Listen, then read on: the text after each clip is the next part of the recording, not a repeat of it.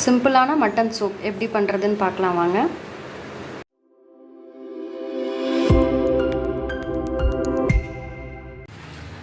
Welcome to Madurai பிரதி kitchen. இன்றைக்கி நம்ம வந்து ஹோட்டலில் இருக்கிற மாதிரி மட்டன் சூப் எப்படி பண்ண போகிறோன்னு பார்க்க போகிறோம். இது நீங்கள் வந்து சாதத்தில் கூட பிசைஞ்சு சாப்பிட்லாம் சூப்பு.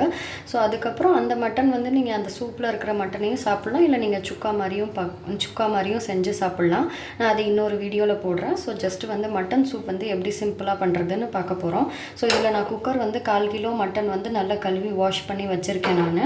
இதில் வந்து நான் இப்போது என்னென்ன ஆட் பண்ண போகிறேன்னா, கொஞ்சமாக கல் உப்பு ஆட் பண்ணிக்கோங்க.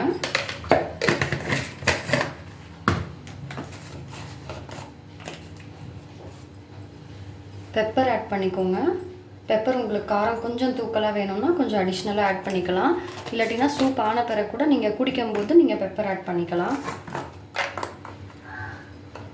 கொஞ்சமாக ஜீரகத்தூள்,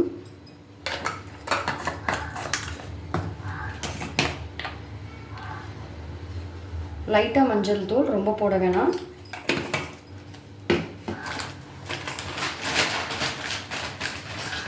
இதோட கொஞ்சம் கருவேப்பிலை, அதுக்கப்புறம் சின்ன வெங்காயம் வந்து ஒரு கைப்பிடி போட்டுக்கோங்க.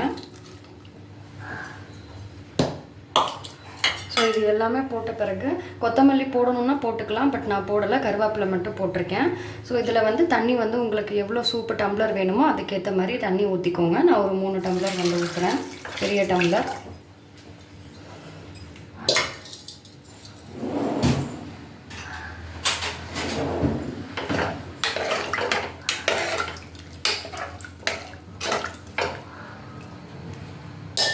அவ்வளோதாங்க. இது ஒரு 2 விசில் நீங்கள் வேக வச்சு சூப் மட்டும் தனியாக எடுத்து அதுக்கப்புறம் மட்டன் வந்து தனியாக நீங்கள் சுக்கா மாதிரி பண்ணிக்கலாம்.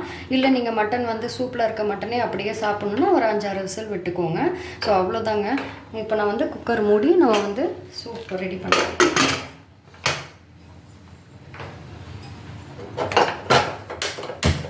நான் இந்த மட்டன்லேயே சுக்கா பண்ண போகிறேன் அப்படின்றதுனால நான் 2 விசில் மட்டும் விட்டுட்டு சூப் தனியாக எடுத்துக்க போகிறேன்.